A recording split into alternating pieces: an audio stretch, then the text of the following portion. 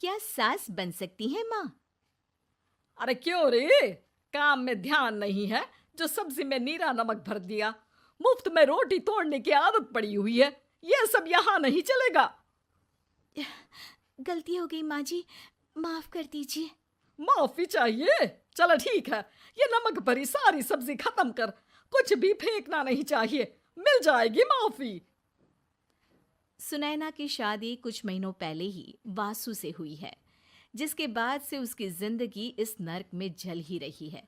और अब यही सुनैना की आम जिंदगी है, जिसमें उसकी सास हर छोटी बात पर और कभी कभी तो बिना किसी बात के बस उसे परेशान कर खरी खोटी सुनाती ही रहती है। सुनैना, कल मुही कहाँ मरी हुई है? इधर तो आ। सास की आवाज सुन सुनैना भागती हुई उसके पास आती है। क्या हुआ माँ जी? अरे तुझे पता है मेरे पैरों में दर्द रहता है, तो मुझसे बदला लेने के लिए टीवी का रिमोट इतनी दूर रख दिया। अरे मुझे ज्यादा खड़ा कर पैर तुड़वाना चाहती है क्या? आज पूरा दिन तू एक पैर पर काम करेगी। अगर कहीं दूसरा पैर जमीन पर रखा तो मुझसे बुरा कोई नहीं होगा। सास और सुनैना की ये कहानी उसकी ननद सिम्मी बहुत करीब से देख रही होती है, जिस वजह से उसके मन में ससुराल और सास के लिए डर बनने लगता है। इसी तरह दिन बीतते हैं। एक शाम वासु और सुनैना साथ बैठे होते हैं। क्या बात है? तुम दिन पर दिन कमजोर कैसे होती जा रही हो? नहीं तो, आपको ऐसे ही लग रहा होगा, मैं बिल्कुल ठीक हूँ। हो सकता है, पर चलो ध्यान रखना, मुझे कुछ काम है। ऐसा बोल जैसे ही वासु जाता है, तभी सिम्मी वहां आ जाती है। भाभी, आप भाई को माँ के बारे में बता क्यों नहीं देती? वो आपके साथ बहुत गलत करती है। क्या सारे ससुराल वाले ऐसे ही होते हैं? भाभी, मुझे तो शादी ही नहीं करनी, बहुत डर लगता है मुझे। अरे तुम बेकार ही टेंशन ले रही हो, ऐसा कुछ नहीं है। मुझे पता है तुम्हारा ससुराल बहुत अच्छा है, इसलिए खुशी खुशी ससुराल की तैयारी करो। सिम्मी तो वहां से चली जाती है, लेकिन सुनैना उसकी बातों से सोच में पड़ जाती है। कुछ दिनों बाद सुनैना के मम्मी पापा और भाई उनके घर आते हैं, जिन्हें देख सास हैरान रह जाती है। आप लोग सुनैना से मिलने आए हैं? अरे बहू, देख तो तेरे मम्मी पापा आए हैं। जी नहीं, आज हम यहाँ लड़की नहीं लड़के वाले बनकर आए हैं। हाँ माँ, मैंने ही सिम्मी और शरद के रिश्ते की बात मम्मी पापा से की थी। शरद हमारी सिम्मी के लिए परफेक्ट है। बेटे की बात मानते हुए उसकी माँ रिश्ते के लिए मान जाती है, पर अब सिम्मी के मन में ससुराल का डर और ज्यादा बढ़ जाता है। जैसे यहाँ माँ भाभी पर जुल्म करती है, ये भी पक्का अपनी बेटी का बदला लेने के लिए ही मुझसे शादी कर रहे हैं।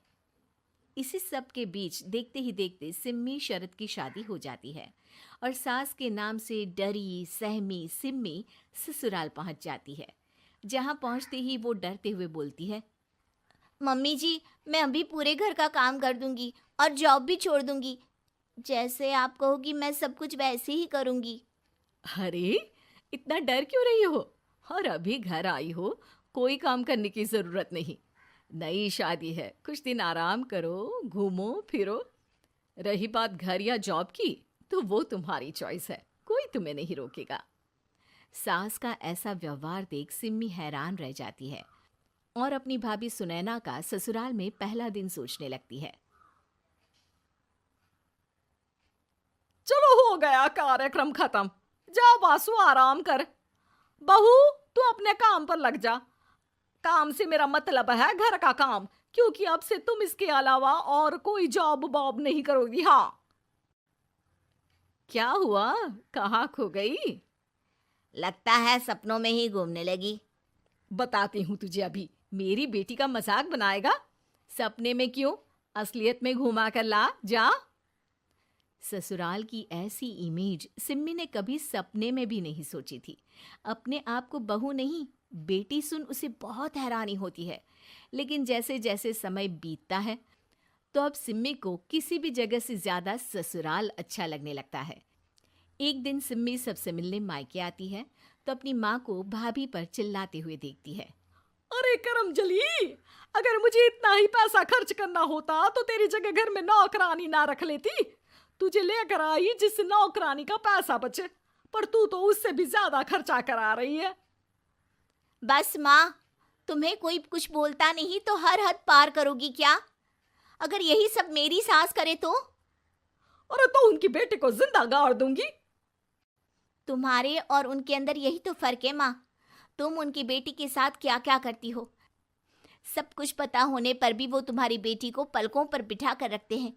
एक आप हैं, उनकी बेटी को अपनी बेटी जैसा तो क्या बहू तक नहीं समझती। माँ, आपको सुनकर मिर्ची जरूर लगेगी, लेकिन मेरी सास मेरी माँ से अच्छी माँ और सास दोनों हैं।